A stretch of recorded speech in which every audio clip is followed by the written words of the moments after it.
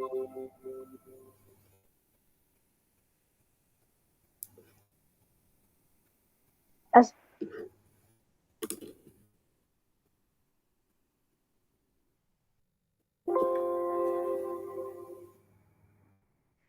Assalamualaikum warahmatullahi wabarakatuh. Perkenalkan, nama saya Vina Duyanti. Nama saya Muhammad Nur Fajar. Di sini kelompok saya akan menjelaskan tentang mengatasi persaingan dan mendorong pertumbuhan. Oke, baik, terima kasih. Pertama, pertumbuhan. Ini deskripsi dari pertumbuhan, yaitu lebih ke menjadi pemimpin pasar jangka panjang agar memiliki pertumbuhan yang cukup besar dari lawan-lawannya. Nah, fungsinya itu untuk mendorong pertumbuhan penjualan dan pendapatan bagi perusahaan. Strategi pertumbuhan ada dua: pertumbuhan dengan membangun pangsa pasar, pertumbuhan dengan membangun merek yang kuat. Pertumbuhan dengan mengembangkan pelanggan dan mampu dengan yang berkomitmen. Kedua, tumbuh dengan berinovasi produk, layanan, pengalaman baru, tumbuhan dengan ekspansi internasional. Kalau jasa, bisa dengan meningkatkan pelayanannya. Oke, strategi bersaing untuk pemimpin pasar. Nah, strateginya yaitu memiliki pangsa pasar terbesar dan biayanya memimpin dalam perubahan harga, pengenalan produk baru, cakupan distribusi, dan intensitas promosi. Jadi lebih banyak ke inovasi. Meskipun pemasar menganggap merek terkenal berbeda di benak konsumen, kecuali perusahaan yang dominan menikmati monopoli legal, ya harus tetap waspada. Inovasi produk yang hebat mungkin muncul, pesaing mungkin menemukan sudut pandang pemasar yang baru, atau berkomitmen pada investasi pemasaran besar. Meningkatkan pangsa pasar.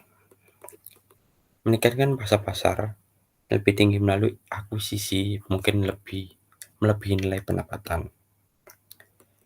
Strategi penantang pasar. Contohnya yaitu Toyota hari ini produksi lebih banyak mobil daripada General Motors. Mendefinisikan tujuan, strategi, dan lawan. Seorang penantang pasar pertama-tama harus menentukan tujuan strateginya, yang biasanya untuk meningkatkan pangsa pasar. Oke, next akan dilanjutkan oleh teman saya. Memilih strategi serangan umum. Mengingat lawan dan tujuan yang jelas, opsi serangan apa yang tersedia, kita dapat membedakan 5: serangan frontal, sayap, pengepungan, bypass, dan gerilya. Memilih strategi serangan khusus.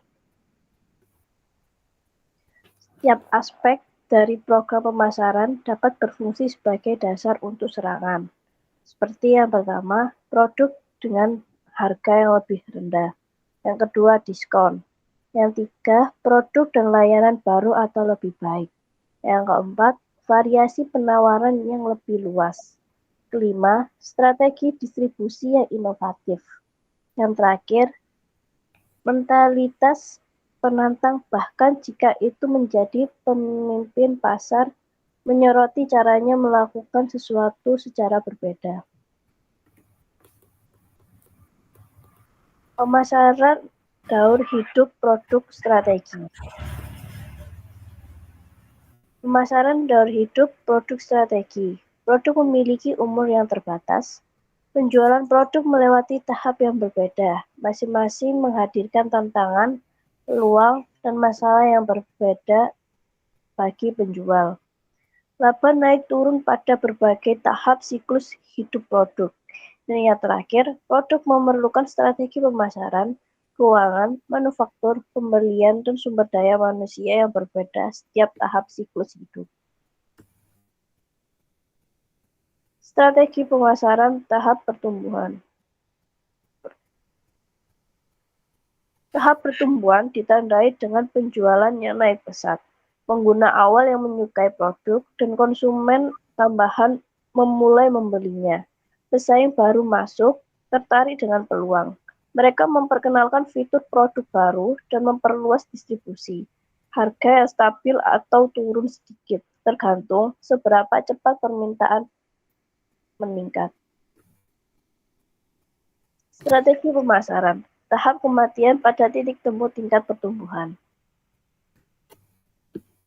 Tahap kematian, penjualan akan melambat dan produk akan memasuki tahap kedewasaan relatif. Yang sebagian besar produk berada dalam tahap siklus hidup ini yang biasanya berlangsung lebih lama dari yang sebelumnya. Dan sekian presentasi dari kelompok kami. Assalamualaikum warahmatullahi wabarakatuh.